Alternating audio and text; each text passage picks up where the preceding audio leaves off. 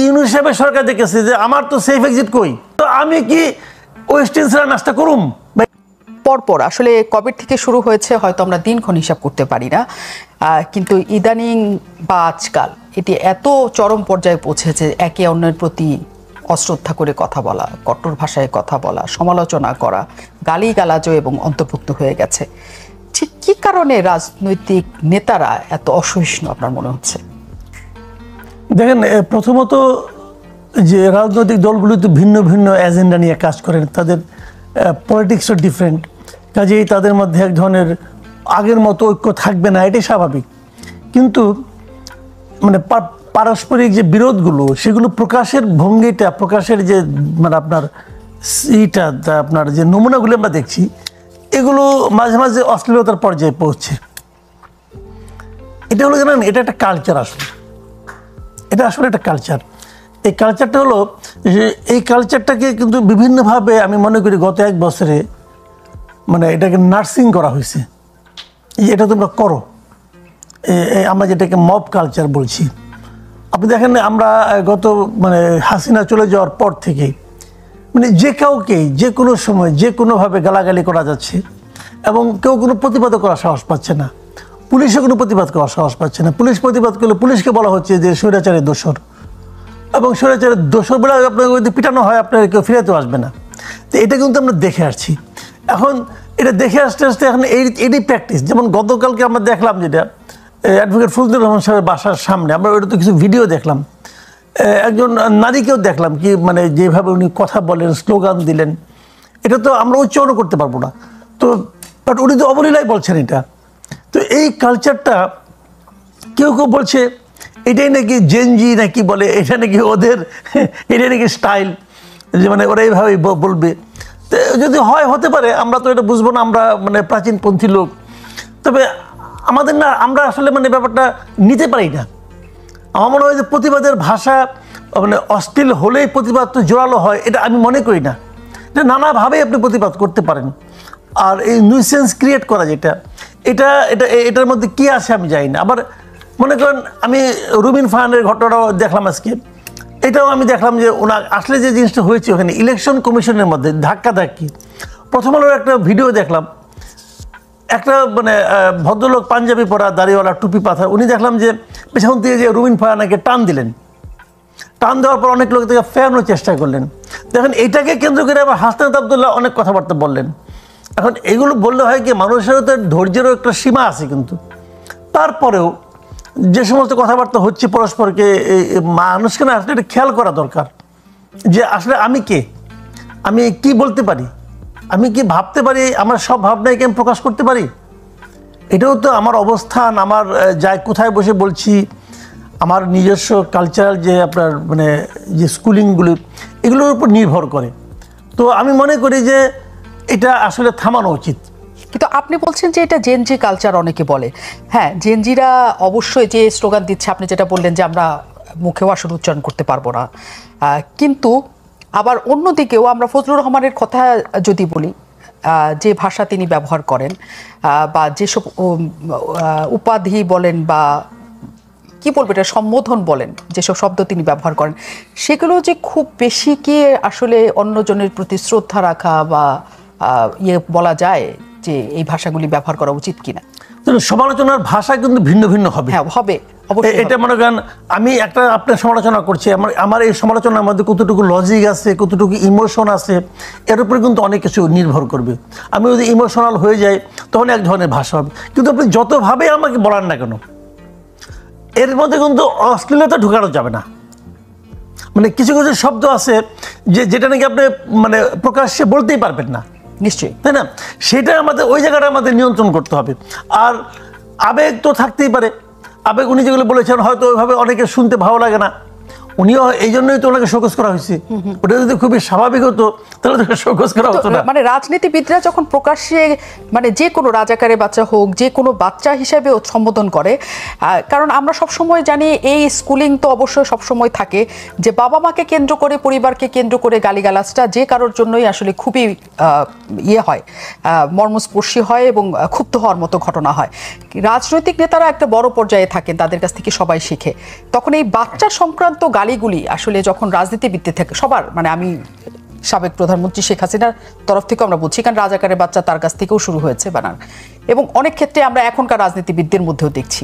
আপনার কি মনে হয় এটা একটা সর্বোচ্চ লঙ্ঘন শিষ্টতার? শুনেন, আমি না মানুষকে তাকে দিয়ে বিচার করতে চাই। আমার বাবা কি ছিলেন, আমার দাদা কি ছিলেন, এটা আমি মনে করি বিচারের জন্য কোনো মাপকাঠি হওয়া উচিত না। এটা পরিষ্কার, হাজির ছেলে পাজি হয় ভাই, বহুত আছে এরকম। আবার মানে আপনার খুনির ছেলেও কিন্তু মসজিদের ইমাম হতে পারে। এটা মানুষ, এবং আপনি যদি ধর্ম মানেন তাহলে কিন্তু আপনার হাসরের ময়দানেও কিন্তু তোমার বাবা কি ছিল এটা কেউ দেখবে না, তুমি কি সেটা বলো। তো মানুষকে তাকে দিয়ে বিচার করে, তার কর্ম দিয়ে বিচার করা উচিত। কিন্তু এই যে মানুষকে মনে করেন বংশানুক্রমিক বিচার করার যে প্রবণতাটা, এটা ভালো না, এটা উচিত না। এটা হলে হয় কি, মানে একজন মানুষকে আপনি আটকাই দিচ্ছেন। আমার বাবা রাজাকার হতে পারেন, কিন্তু তার মানে আমি কি দেশপ্রেমিক হতে পারবো না? কাজে আমাকে মনে হয় যে ওভাবে বলাটা আমি মনে করি ঠিক না। আবার একই রকম এখানেও তো দুই দিকেই আছে। তো যাকে যাকে তার মতো করে বলা উচিত। তারপরেও আমি যে আগে বললাম যে আবেগ তো একটা ইম্পর্টেন্ট ব্যাপার, আবেগও মানুষকে অনেক সময় প্রভাবিত করে। তবে আমি মনে করি না করলে ভালো, না করলে ভালো। নিশ্চয়ই। এটা আসলে শামসুজ্জামান দুদু বললেন যে যারা আসলে নায়ক হতে পারতেন, তিনি ফার্স্ট টেন্সে কথা বলেছেন, পারতেন মানে এখন পারেন না, এবং তাদের নিয়ে চলাটাও এখন অনেকখানি কষ্টসাধ্য হয়ে গেছে। একটা কথা আপনার কাছে জানতে চাই, আপনি সাংবাদিক হিসেবে সকল জায়গায় কথা বলেন, টক শোতে কথা বলেন, সবকিছুতে কথা বলেন। ওই 16 বছরে আমরা খুব কম সময় দেখেছি যে সবাই একটু মানে কেউ বাছাই করতো না যে আমার সাথে কে বসতে যাচ্ছে। এখনকার সময় হচ্ছে বিএনপির বেশিরভাগ নেতারাই এনসিপির কারোর সাথে বসতে চান না। আবার এমন হয়েছে সিলেক্টিভ থাকেন, এর সাথে বসা হবে, ওর সাথে বসা হবে, ওর সাথে বসা হবে না। জামাত সিলেক্টিভ থাকেন, তার সাথে বসবেন, তার সাথে বসবেন, তার সাথে বসবেন না। এনসিপির শীর্ষ নেতারা তো আসেনি না টকশোতে, গুটি কয়েক তাদের চ্যানেল আছে তাদের ছাড়া। এই যে একটা বাজ বিচারের সংস্কৃতি তৈরি হয়েছে, অথচ আগে প্রত্যেক নেতার সাথে বসতেন, কারণ ওই শ্রদ্ধাবোধ রেখেই তারা বসতেন।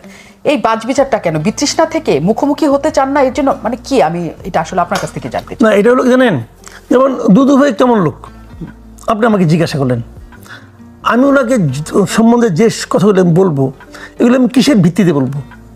মানে আমি ওনাকে যেভাবে দেখেছি, আমার সঙ্গে উনি যে আচরণটা করেছেন, এইগুলোর ভিত্তিতে আমি বলবো। তো এখন ওইখানেও ওনারা যে বাজ বিচারটা করেন, এটা কিন্তু ওইটার ভিত্তিতেই। আজকাল তো মনে করেন আপনার সোশ্যাল মিডিয়া খুব ওপেন হয়ে গেছে, যে কারণে আপনার এখানে প্রোগ্রামে আসতে ধরেন ওনার সঙ্গে আমার একটা অপ্রীতিকর ঘটনা ঘটলো, এটা কিন্তু এইখানে আর সীমাবদ্ধ থাকবে না। অথবা এই প্রোগ্রামটা যারা মিস করছে তারা দেখবে না, তাও বলতে পারবেন না। এটা তো চলতেই থাকবে। আপনারা তো কিছু একটা যদি মানে বেশি আলোচিত হয়ে যায়, ওটা অন্যরা বা কপি করে তাদের মতো করে চালাচ্ছে। কাজেই ওনার চরিত্রটা কেমন, আমার চরিত্রটা কেমন, এটা কিন্তু মানুষের কাছে গোপন রাখার কোনো সুযোগ নাই। যার সঙ্গে আমি কখনোই বসিনি সে কেমন, সেটাও এখন কিন্তু আমি জানতে পারি। বিভিন্ন রকম এই ভিডিও দেখে আমি জানতে পারি।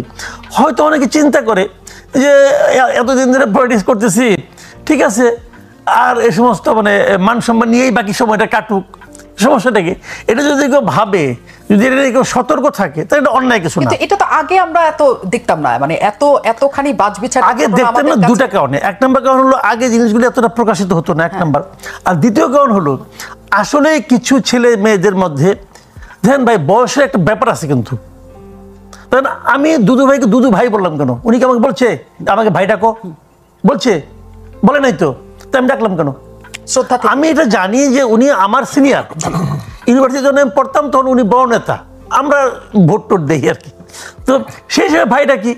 আমি যে ওনাকে ভাই ডাকি উনিও জানতেন না, কিন্তু আমি তো জানি ওনাকে, আমাকে জানার ওনার কোনো কারণ নাই, কিন্তু আমি তো ওনাকে জানি। তো সেই হিসাবটা কিন্তু আমরা আমাদের সোসাইটিতে, এই বাংলাদেশের সোসাইটিতে এখানে মানুষ এটা মেনটেন করে, কিন্তু শ্রদ্ধা করে, ওনার সামনে দেখলে সালামটা আগে দেয়, অথবা দেখা হলে সিগারেটটা লুকিয়ে ফেলায়, এগুলো কিন্তু আছে ভাই, এই দেশে এখনো আছে। তো আমরা তো এই কালচারে অভ্যস্ত হয়ে গেছি। সমস্যাটা কোথায় হয়েছে আমি আপনাকে বলি। দেখেন, শেখ হাসিনার পতন হয়েছে। শেখ হাসিনা কিন্তু একটা দানবের মতো একটা বিশাল একটা ক্যারেক্টার কিন্তু ছিলেন। তো ওনার যে পতন হয়েছে, ওনার পতন হওয়ার পর এই জিনিসটা, এই যে আপনি কে বলো না যে এরাই মনে করতেছে আমরাই পতন ঘটাইছি। এই এনসিপি যারা নাকি লিডার আছেন এরা মনে করেছে আমরাই পতন ঘটেছি, এবং এই কথাটা হয়তো প্রথম দিন তারা ভাবে নাই, তাদেরকে ভাবতে সাহায্য করছেন আবার ডক্টর ইউনূস। ডক্টর ইউনূস বলে ফেলেছেন যে ছাত্ররা আমার নিয়োগকর্তা। তার মানে ওনারা ভাবতে শুরু করছেন যে আমি একটা দেশের প্রধান নির্বাহীকে নিয়োগ করতে পারি, তা আমি কতটা পাওয়ারফুল। উনি যখন কোনো অফিসে যান, অফিসের লোকজন বলে ভাই তুমি কে, এই দেশের সরকার প্রধানকে আমি নিয়োগ করি, তো তুমি কে বাবা। তো এই যে প্র্যাকটিসটা আপনি দেখবেন, এদের কথাবার্তা দেখবেন ওরকম, কিন্তু তো এই যে ওরা মনে করেছে এখন বয়সটা ভাই যত কথাই বলেন বয়সটা ভাই কম বয়স না, তো এখন ওই কম বয়সে হাতে এক লোকের হাতে এত ক্ষমতা আপনি দিয়ে দিচ্ছেন। ওই যে আপনার মনে আছে ওই যে একটা ছেলে যে ধরা পড়লো 5 লাখ টাকা নিয়ে, যে ছেলেটার নাম কি ভুলে গেছি আমি, সে তার না অপু আরেকজন ছিল যে এই করছে, আর যাকে প্রথম ধরলো আর কি হ্যাংলা পাতা সেটা, যে ও কি বললো পুলিশের কাছে, ও বলতেছে যে আমি গরিবের ছেলে, এত টাকা দেখে আমার তো মাথা খারাপ হয়ে গেছে। তো এটা তো ওর তো একদম এটা অনেস্ট কিন্তু অনেক বোধ, মানে এই উপলব্ধি এটাই কিন্তু হয়েছে ঘটনা। এখন এদেরও একই অবস্থা হয়েছে। আমার বয়স 29 বছর, আমি পেয়ে গেছি 3টা মন্ত্রণালয়, তো আমি কি ওয়েস্টার্ন ছাড়া নাস্তা করুম বা এটা হয় নাকি ভাই? এটাই রিয়েলিটি। আমার নাস্তাও ওয়েস্টার্নে, আমি যদি মানে কোনো বিনোদন করি তাও আমি ওয়েস্টার্নেই যাবো, তো আমি তো ওই পর্যায়ে চলে গেছি। তো এই জিনিসটা নিজেকে কন্ট্রোল করতে পারে না, এটা বয়সজনিত সমস্যা, এটা হবে। কিন্তু এই বয়সজনিত সমস্যা যদি তাদের থেকে থাকে, এখন যে কারণে মনে করেন আপনি, ওনারা তো হাসিনাকে মানে নাই, হ্যাঁ, তো শামসুজ্জামান দুদুকে যে তাকে মানে। আমাদের আসলে যে জায়গাটা আছে সেটা হচ্ছে যারা এই বুঝিনি আপনার প্রশ্নটা হচ্ছে এই যে এনসিপির কথাই আমরা ধরি, হ্যাঁ, বা বৈষম্য বিরোধী ছাত্র আন্দোলন যারা আছে, তারা হচ্ছে হিরো হতে পারলো না এমন একটা ব্যাপার প্রচলিত আছে, যে তারা শেষ পর্যন্ত হয়ে উঠে নাই, এবং সকল রাজনৈতিক দলের সাথে তাদের বিভেদ আছে। এটা বলা হয় যে সবাইকে তারা নাড়িয়েছে, মানে যে শব্দটা প্রচলিত, এই কারণে সকল রাজনৈতিক দলের সাথে তাদের একটা দূরত্ব তৈরি হয়ে গেছে শেষ পর্যন্ত। আসলেও তারা ছন্ন ছাড়া বিচ্ছিন্ন একটা দলে পরিণত হয়েছে, নাকি আসলেও তারা বাংলাদেশের রাজনীতিতে এখনো গুরুত্বপূর্ণ ভূমিকায় আছে? তারা অপ্রাসঙ্গিক হয়ে যায় নাই, তাদের তো একটা ভূমিকা ছিল, এবং তাদের একটা বৈশিষ্ট্য কিন্তু আছে। বৈশিষ্ট্যটা কি? আমি কিন্তু তাদের চিন্তা ভাবনা যখন দেখি, তাদের বিভিন্ন রকম মানে আপনার কথাবার্তা শুনি, আমার কাছে কিন্তু মনে হয় তারা বেশ পড়াশোনা করা এবং গোছানো, কোনো সন্দেহ নাই। তাদের মধ্যে এক ধরনের অসহিষ্ণুতা কাজ করেছে, এটা হলো আমার বিবেচনা আর কি। হঠাৎ করে মানে অসময়ে অনেক কিছু পেয়ে যাওয়ার কারণে এটার ভার তারা বহন করতে পারে নাই, যে কারণে তাদের মধ্যে এই কাজটা বেসিক্যালি আসলে এই স্টুডেন্টগুলির এই সম্ভাবনাটাকে নষ্ট করেছে ডক্টর ইউনূস নিজে, একদম নিজে হাতে এদেরকে সে নষ্ট করছে, এবং উনি নষ্ট করেছেন ওনার স্বার্থে, ওনার ব্যক্তিগত কিছু স্বার্থ ছিল, সেই স্বার্থে এদেরকে ব্যবহার করেছে এবং এদেরকে নষ্ট করে দিয়েছে, একদম শেষ করে দিয়েছে। কি স্বার্থ ছিল ডক্টর ইউনূসের? অনেক স্বার্থ। দেখেন, একটা হলো মানে জাতীয়, ওনার ব্যক্তিগত স্বার্থ, এক হলো আন্তর্জাতিক স্বার্থ। উনি যে ক্ষতিটা করছে, এটা বলতে গেলে একটু সময় লাগবে, কিন্তু আপনি আমাকে ছোট করে যদি বলেন, ছোট করে বলতে গেলে বড় কথা বলা যাবে না, তাহলে আমি সংক্ষেপে বলি। সংক্ষেপে বলে উনি এই পার্টিটার গায়ে একটা ট্যাগ লাগাই দিচ্ছে, আমি বলেছি দল করতে, যে কারণে এদের গ্রহণযোগ্যতাটা একদমই মানুষের মধ্যে নাই হয়ে গেছে। দ্বিতীয় যে জিনিসটা হয়েছে, এদের হাতে অপরিমিত ক্ষমতা দিয়ে দিছে, লিখিতভাবে দেয় নাই, কিন্তু তারা ক্ষমতাটা পেয়ে তাদের মাথা খারাপ হয়ে গেছে, এবং যে কারণে তারা করেছে কি, সচিবালয়ে সাংবাদিকরা ঢুকতে পারে না, ওরা ঢুকতে পারে। তো ওরা ওখানে যে কি করে তদবির করেছে, অনেক ডিসি বদলি হয়েছে এদের সুপারিশের কারণে, এদের মাধ্যমে। এরা কি জানে কাকে কোথায় ডিসি দিতে হবে, তো ওখান থেকে তারা কিন্তু অনেক সুযোগ সুবিধা পেয়েছে, তো এইগুলো তাদের দিয়েছে। তাহলে ট্যাগ লাগানোর কারণে জনগণের কাছে তারা বিচ্ছিন্ন হয়ে গেছে, আর এইগুলির কারণে তারা তাদের চরিত্রটাকে ধরে রাখতে পারে নাই, যে কারণে এই সব মিলিয়ে সাধারণ মানুষের কাছে তাদের গ্রহণযোগ্যতা কমে গেছে। তারা যদি এর থেকে বেরিয়ে আসতে পারতো, তাহলে কিন্তু তাদের এখনও সম্ভাবনা আছে। এই দলের যে গঠন প্রক্রিয়া, যেভাবে তারা তাদের যে মানে বিভিন্ন রকম লিটারেচার আমি যা দেখি, যেভাবে তারা করতেছে, চাঁদা সংগ্রহ করছে, এগুলো কিন্তু আমার কাছে ভালো মনে হয়, ইউনিক মনে হয়। কিন্তু দলের হয়তো 2-1 জন লোক এটা মেনটেন করে, বাকিরা কি করে? বাকিরা তো করে না, এবং তারাই পাওয়ারফুল আবার।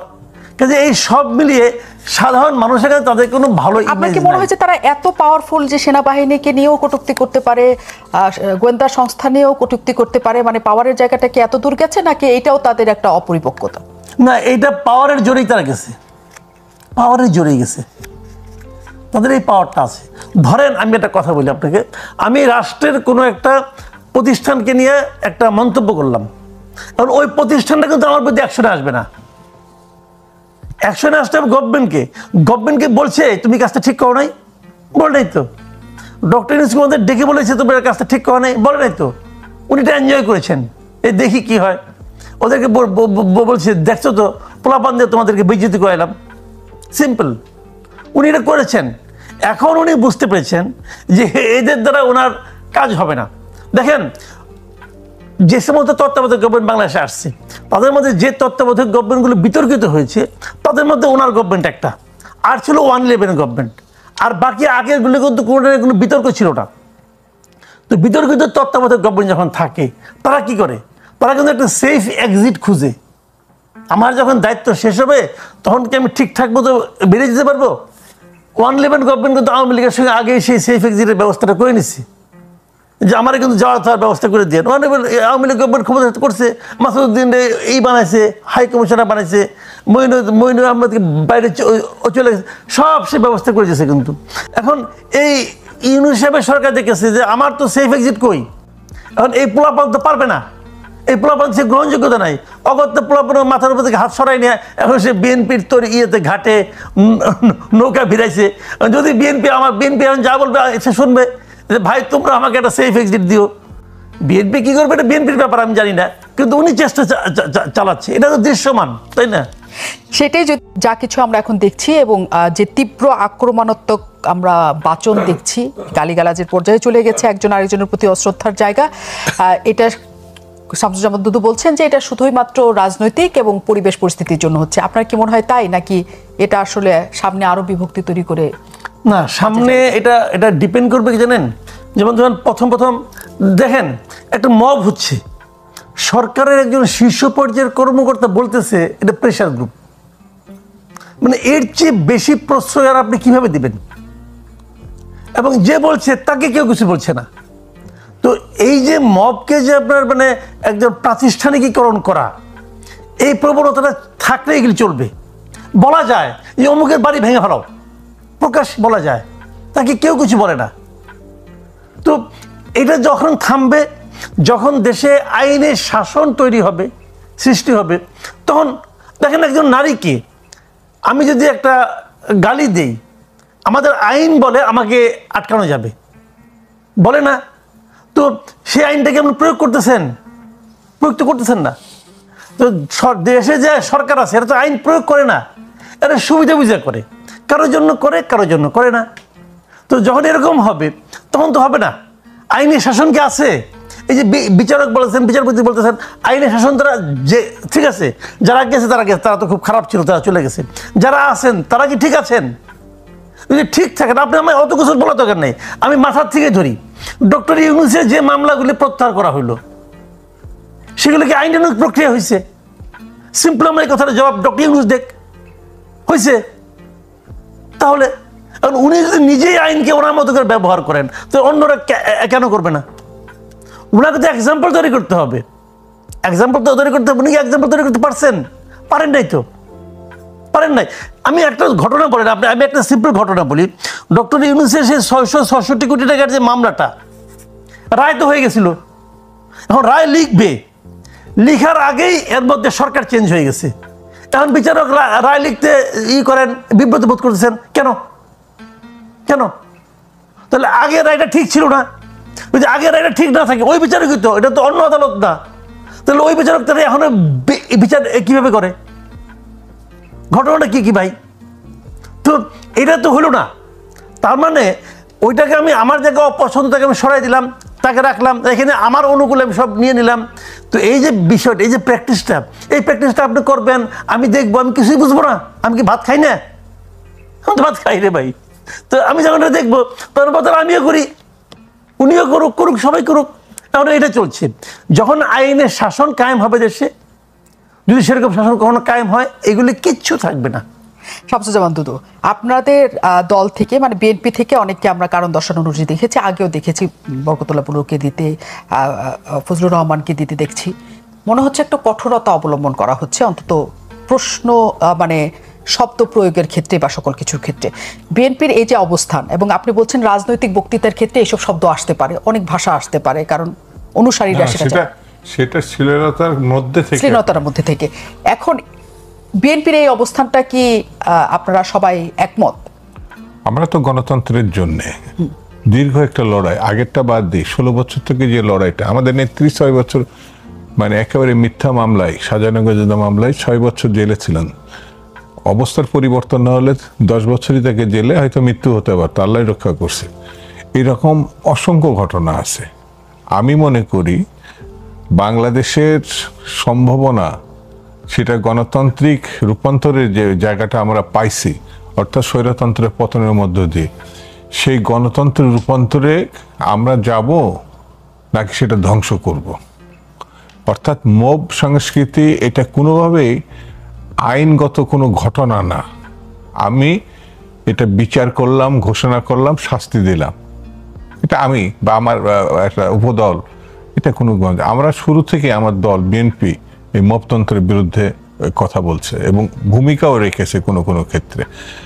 আমি ব্যক্তিগতভাবে মনে করি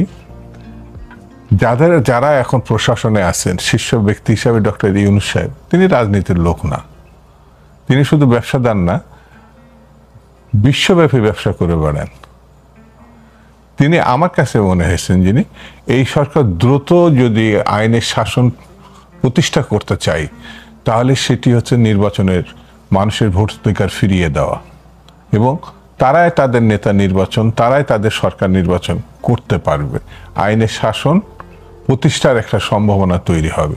কিন্তু আমরা যদি সেই দিকে না যাই, অর্থাৎ গণতান্ত্রিক সংস্কৃতি প্রতিষ্ঠার উদ্যোগ না নিই, অর্থাৎ হঠাৎ করে আপনি কিছু পেয়ে যাবেন, এটা যদি আমরা চিন্তা করে থাকি, যেমন আপনাকে খুব একটা পোশাকের কথা বলি, এখন আমি আন্দোলন করেছি, আমি গত সময়টাকে স্বৈরতান্ত্রিক ব্যবস্থা হিসাবে তাহলে আমার গণতান্ত্রিক সিমটম থাকতে হবে, সেই সিমটম আপনার বিচার অঙ্গনে থাকতে হবে, সর্বক্ষেত্রে রাজনৈতিক ক্ষেত্রে থাকতে হবে। কিন্তু আমার শ্বশুরকে যদি আমি মনে করি উপযুক্ত, যদি সত্যিকার উপযুক্ত হয়, তাকে আমি প্রদান করতে আমি দ্বিধা করব না। কিন্তু শুধুমাত্র আমার শ্বশুর হওয়ার কারণেই তাকে এমন একটা জায়গায় আমি নিয়ে যাচ্ছি যে জায়গাটা খুব বিতর্কিত হতে পারে। আমার আন্দোলনে বা আমার নেতৃত্বে আমার ভূমিকা আছে বলে আমি তাকে প্রতিষ্ঠা করছি। বরঞ্চ এটা না হয়ে আমার এই আত্মীয়কে বাদ দিয়ে যদি অন্য লোককে জায়গায় প্রতিষ্ঠা করতে পারতাম, তাহলে নেতা হিসাবে সত্যিকারে তার ভূমিকা মানুষ শ্রদ্ধার চোখে দেখত। সেই জিনিসটা এখন কিন্তু আমি আজকের ঘটনার প্রেক্ষিতে বললাম, আমি কাউকে অশ্রদ্ধা করছি না বা তার ভূমিকা রাখছেন, কিন্তু এটা কেউ ভালো চোখে দেখছে এটা আমার কাছে মনে হয় নিশ্চয়ই। এবং এই নেতা হয়ে ওঠার ঘটনাটা, সেটাই সবাই বলছে যে ক্ষমতা থাকলে সেটা স্বজনদের সেটাতে ভাগ দিতে হবে। হাসিনার সঙ্গে এখনকার নেতাদের পার্থক্য থাকতে হবে তো, নিশ্চয়ই তার পরিবারই এটা গ্রাস করছিল, এখন আমাদের পরিবারগুলো এগুলো গ্রাস করবে, এটা তো হয় না, হইতে পারে না। এটাই হচ্ছে কথা, এবং সেটা নিয়েই আসলে দ্বন্দ্বের শুরুটা হয় এবং দূরত্বটা তৈরি হয় রাজনৈতিক দলের মধ্যে। সেটা কমতে থাকুক আস্তে আস্তে, সবাই সবাইকে শ্রদ্ধা করুক।